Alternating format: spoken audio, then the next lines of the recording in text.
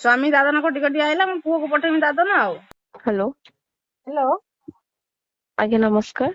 ନମସ୍କାର। ଆଜ୍ଞା ମୁଁ ବିଧାୟକ ଶ୍ରୀ ପ୍ରତାପ ଜେନାଙ୍କ ଅଫିସରୁ କହୁଛି।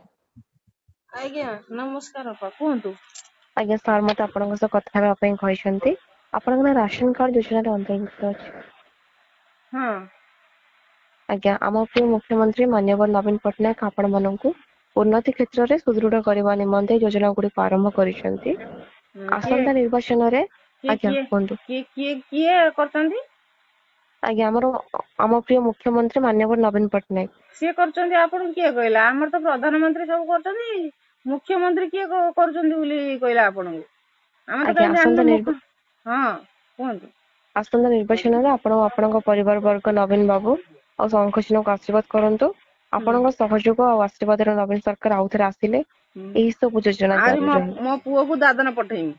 ସ୍ୱାମୀ ଦାଦନ କଟି କଟି ଆଇଲା, ମୋ ପୁଅକୁ ପଠେଇମି ଦାଦନ ଆଉ। ଆଜ୍ଞା ଆପଣଙ୍କ ଅସୁବିଧା ପାଇଁ ଦୁଃଖିତ। ଆପଣଙ୍କର ଯାହା ଯାହା ଅସୁବିଧା ଅଛି ଆମେ ରେଜିଷ୍ଟର କରୁଛୁ, ନିଶ୍ଚିତ ଭାବରେ ଦୂର କରିବାକୁ ଚେଷ୍ଟା କରିବୁ। କଣ ଅସୁବିଧା ଅଛି ଆପଣ କହିପାରିବେ ମ୍ୟାମ୍? 25 ବର୍ଷର କିଛି ଦୂର କରିପାରିବନି, ଏଇ ବର୍ଷ ଦୂର କରିଦବ ନା ଏଇଥରକ? ଆଜ୍ଞା ଆମ ମୁଁ ବହୁତ ଛୁଆଙ୍କୁ ଦୁଃଖିତ କେତେ ଆପଣଙ୍କ କଷ୍ଟ ଅସୁବିଧା କରିକି ପାଇଁ। ଛୁଆଙ୍କୁ ପଢେଇକି ଦାଦନ ପଠଉଛୁ, ପାଠ ପଢେଇକି ଇଞ୍ଜିନିୟରିଂ ପଢେଇକି ଦାଦନ ପଠଉଛୁ। ଆଉ ତାପରେ ଆମକୁ ନବୀନ ପଟ୍ଟନାୟକ ଏଇଥରକ ଦେଇଦେଲେ ଆମକୁ ସ୍ୱର୍ଗକୁ ଟେକିଦବ।